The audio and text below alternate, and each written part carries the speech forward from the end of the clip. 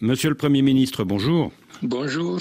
Il y a 2 semaines, la Guinée a été secouée par une grave crise, marquée notamment par une grève générale. Est-ce que c'est pour faire face à cette situation que les militaires du CNRD vous ont appelé à la primature ? Bon, je pense que ces événements ont eu un effet, un électrochoc pour amener le CNRD et le président, le général de corps d'armée, M. Mamadi Doumbouya, à prendre des mesures, radicales pour dissoudre le gouvernement et puis par la suite me demander d'accepter le poste de Premier ministre, chef de gouvernement. Et vous avez accepté ? Bon, j'ai accepté parce que c'est un devoir et une responsabilité vis-à-vis de mon pays et vis-à-vis du peuple guinéen. Le lendemain de votre nomination, on a appris la libération du secrétaire général du syndicat des professions de la presse. Est-ce que vous êtes pour quelque chose dans cette libération ? Bon, vous savez que la Guinée a besoin d'apaisement, a besoin d'une profonde décrispation. Bon, je pense que vous savez, la libération de M. Bendessa est une procédure judiciaire où le gouvernement n'a pas une prise directe et ne doit pas interférer dans le cours normal des procédures judiciaires. Mais vous avez peut-être souhaité qu'il soit libéré au moment où vous preniez vos nouvelles fonctions, non ? Bien entendu, parce que nous avons intérêt, dans le contexte actuel, à faire en sorte que le climat politique social s'apaise, puisque nous devons faire face à beaucoup de défis liés à des situations calamiteuses, comme l'explosion du dépôt de carburant, une demande sociale qui est restée pendant très longtemps insatisfaite et qui est en train de remonter en scène, aggravée par le fait que l'inflation, cette inflation mondiale, a un impact sur la vie des Guinéens qui ont du mal à joindre les deux bouts. Alors vous dites que vous venez à la primature pour décrisper la situation. L'une des causes de la grave crise d'il y a 2 semaines, ce sont les coupures de chaînes de radio et de télévision indépendantes. Ce sont aussi les restrictions sur Internet. Halte à la censure, disent les forces vives de Guinée. Est-ce que toutes ces coupures vont cesser ? Bon, nous devons travailler à avoir une évolution normale. La question de l'Internet, au-delà des péripéties politiques, est devenue la 4e révolution industrielle. Et de ce point de vue, la Guinée n'entend pas rester en dehors de ce processus mondial. Et je pense que nous allons tout mettre en œuvre pour que la situation redevienne tout à fait normale, tout en demandant et en exigeant de la part de tous les acteurs la responsabilité par rapport aux intérêts majeurs de la République de Guinée. La semaine dernière, j'ai d'ores et déjà rencontré à ma demande les professionnels des médias et nous avons eu à échanger sur la question. Dans les prochains jours, nous allons travailler à ce que la situation redevienne normale. À ce que la situation redevienne normale du point de vue d'Internet, c'est ça ? En ce qui concerne la question de la restriction d'Internet, la restriction a été levée. Mais nous n'avons qu'un seul câble. Vous devez savoir que la Guinée, de ce point de vue, a besoin, d'accroître ses capacités sur ce plan. Et quand vous dites que vous avez dit au patron des médias que la situation allait redevenir normale, c'est du point de vue des chaînes de radio et de télévision qui sont actuellement coupées ou brouillées ? Bon, peut-être je n'ai pas dit exactement que ça redeviendra normal, mais j'ai pris en compte leurs doléances et leurs préoccupations et je vais en discuter avec le président de la République, le général Doumbouya, pour avoir son point de vue. Et je pense que l'état d'esprit qui doit prévaloir à l'heure actuelle, c'est un état d'esprit de décrispation. Et comme les médias, notamment les responsables, vont mettre en place un organe d'autorégulation interne, je pense qu'ils ont pris bonne note de la nécessité de moraliser et de discipliner une nouvelle génération de journalistes qui sont beaucoup plus dans la culture des réseaux sociaux que dans la culture d'un professionnalisme avéré en ce qui concerne le métier du journalisme.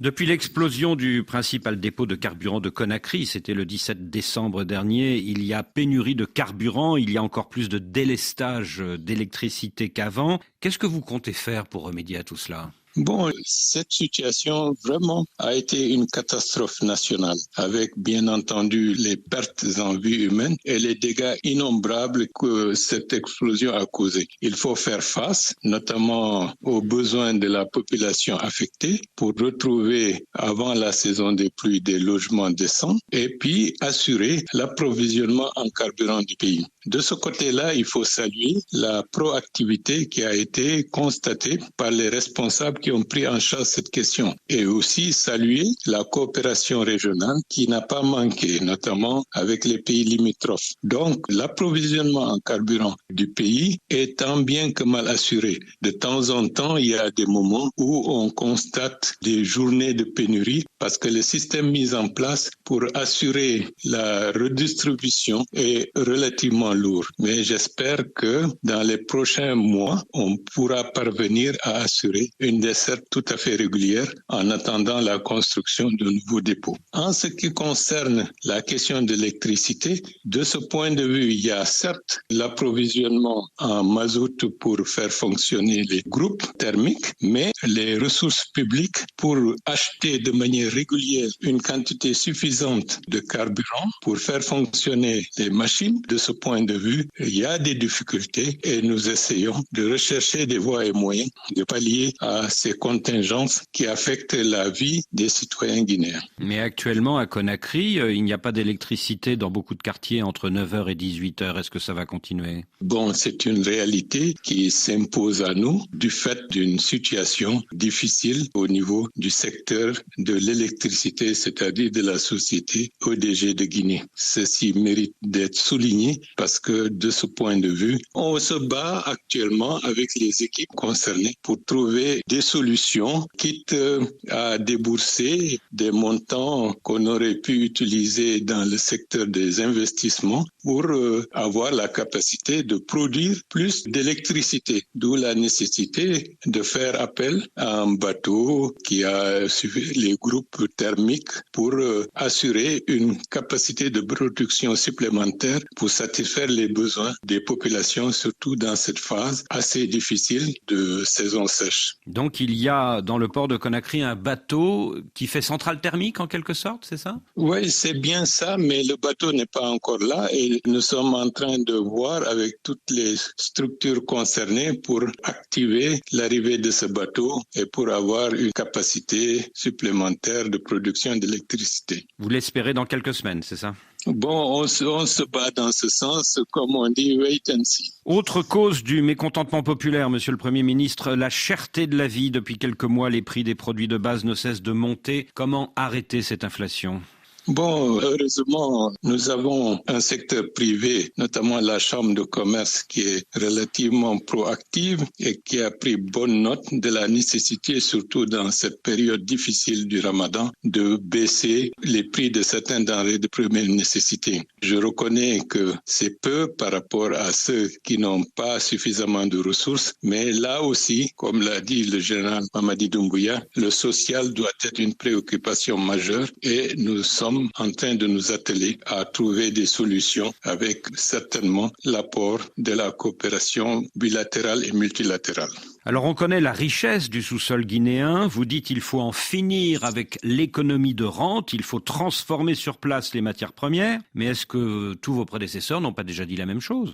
Bon, depuis longtemps ça a été dit, dans les codes miniers, il y a des contraintes et des obligations qui ont été d'ores et déjà fixées en la matière, mais dans les faits, il y a eu un laxisme qui fait que la Guinée est par excellence depuis plusieurs décennies un pays où les minerais bruts sont exportés sans une transformation et une création de valeur ajoutée à l'intérieur du pays. Bon, il faut rendre à César ce qui appartient à César. L'arrivée du CNRD a changé la donne. Actuellement, il y a, avec les exigences que le CNRD a demandé aux compagnies minières, de trouver comment se regrouper pour ne pas que la Guinée soit simplement un pays où on exporte la bauxite. Il faut aller vers la transformation, la bauxite en alumine et de ce point de vue-là, beaucoup d'autres richesses cachées dans la bauxite pourraient permettre à la Guinée progressivement d'être un pays industriel. C'est la vocation que la Guinée doit avoir dans la sous-région et le jeu est lancé pour ne pas être un pays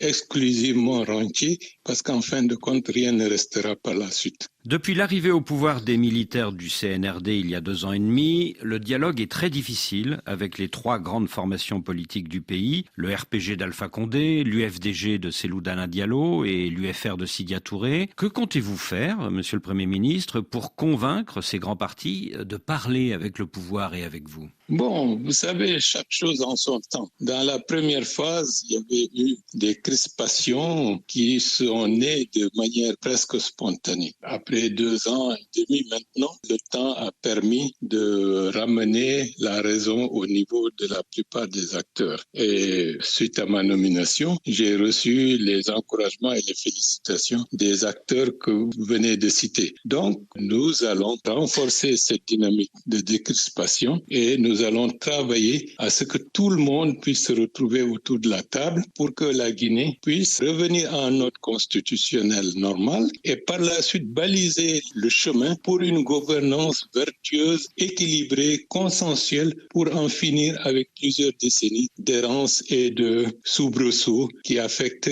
la paix sociale et la stabilité du pays. Du côté du RPG, plusieurs membres de l'entourage proche d'Alpha Condé sont en prison. On pense notamment à l'ancien Premier ministre Kassori Fofana. Est-ce qu'il n'est pas temps de trouver une solution ? Bon, vous savez, les questions d'ordre judiciaire et les autres questions d'ordre politique de manière générale ne sont pas de la même nature. Mais quoi qu'il en soit, laissons chaque parti faire son travail et on verra dans le temps ce qu'il en sera. Alors, l'ancien Premier ministre et dirigeant politique Cellou Dalein Diallo est actuellement en exil à Dakar, notamment parce qu'il est poursuivi par la justice dans une affaire d'éventuel détournement de biens publics. Mais n'est-il pas victime de harcèlement judiciaire ? Est-ce qu'il ne faut pas trouver une solution pour qu'il puisse rentrer sans risque à Conakry ? Bon, je pense que les dossiers judiciaires, je ne me permettrai pas de faire des commentaires là-dessus. Vous êtes, Bahouri, l'un des fondateurs du parti UFDG que dirige aujourd'hui Cellou Dalein Diallo, mais vous en avez été exclu en 2016. Est-ce que les mauvaises relations, qui sont notoires entre Cellou Dalein Diallo et vous, ne risquent pas d'hypothéquer toute réconciliation politique ? Non, je pense que avec le temps, beaucoup d'eau est passée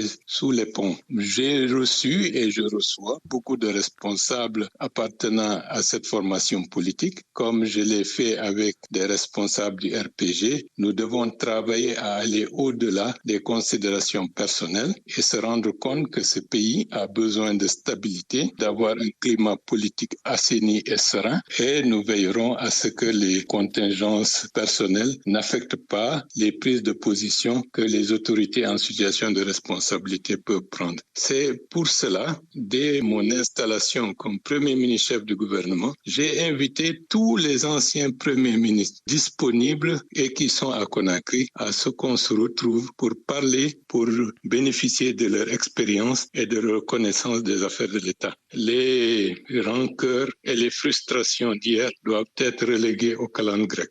Et est-ce que vous avez parlé récemment avec votre ancien camarade de parti Cellou Dalein Diallo ? 72 heures après ma nomination, lui-même il a pris l'initiative de m'appeler pour me féliciter et m'encourager. Et que lui avez-vous répondu ? Je lui ai répondu, je le remercie et il est temps que nous tous nous travaillons pour assurer un retour à un ordre constitutionnel apaisé, que les dynamiques en cours à l'heure actuelle dans notre pays doivent être aidées et puis que le climat politique soit plus assaini pour nous éviter une déstabilisation qui pourrait nuire aux intérêts fondamentaux du peuple guinéen. Il vous a évidemment demandé si vous étiez favorable à son retour d'exil. Qu'en pensez-vous ? Non, nous n'avons pas évoqué cette question. Devant les pays de la CEDEAO, les militaires du CNRD se sont engagés à rendre le pouvoir le 31 décembre prochain au plus tard. Est-ce que cet engagement va être tenu ? Bon, les processus de transition sont complexes d'un pays à un autre. Malheureusement, la CEDEAO a toujours interprété la question de la transition comme une passation de pouvoir. Or, les causes fondamentales de la déstabilisation de la Guinée, pour ne parler que de la Guinée, sont d'ordre beaucoup plus structurel. Et donc, si nous voulons éviter la répétition de ces séries d'instabilité, il faut prendre en compte la nécessité d'un state building, d'où la refondation en se dotant d'instruments lui permettant d'éviter de nouvelles crises politiques majeures. Bien entendu, à l'heure actuelle, il y a quelques retards qui ont été constatés, mais nous ferons le point dans les prochaines semaines ou prochains jours avec la classe politique guinéenne de manière globale et nous ferons en sorte que les retards constatés puissent être rattrapés avec l'aide de Dieu. Quand vous avez accepté de venir à la primature, vous avez nécessairement demandé aux militaires du CNRD et au général Mamadi Doumbouya combien de temps allait encore durer la transition. Qu'est-ce qu'ils vous ont répondu? Bon, je pense que la durée de la transition dépend de ce qui va être fait sur le terrain. Nous avons besoin de finaliser la mise en place du recensement administratif à vocation d'état civil et de ce fichier d'état civil, il y aura l'extraction pour avoir le fichier électoral. À partir de l'établissement du fichier électoral, le référendum a été déjà indiqué comme étant un objectif majeur par le président du CNRD, le général Mamadi Doumbouya. Donc, d'ici la fin de l'année, il faut nécessairement que le référendum constitutionnel puisse être tenu. À partir de ce moment-là, les autres processus électoraux vont être déclinés. Ce qui vous laisse espérer une fin de la transition l'année prochaine, en 2025? J'espère que nous tiendrons le cap et ce qui est en train d'être fait va dans cette direction. S'il y a un référendum avant la fin de l'année, peut-on espérer un retour à l'ordre constitutionnel normal d'ici un an? Bon, je ne peux pas me prononcer puisqu'il y a beaucoup de contingences. Dans un contexte où nous accusons une fragilité sur le plan économique, sur le plan financier, nous devons travailler à une stabilisation, à une décrispation politique pour avoir la possibilité d'examiner et de faire les étapes du chronogramme dans une relative sérénité. Donc, l'objectif, c'est de finir cela et je pense que 2025 est une bonne période pour couronner l'ensemble du processus et toujours avec l'aide de Dieu. Parce que, par exemple, l'explosion du dépôt du carburant a été vraiment un coup très dur et qui impacte l'ensemble des activités de l'État aujourd'hui.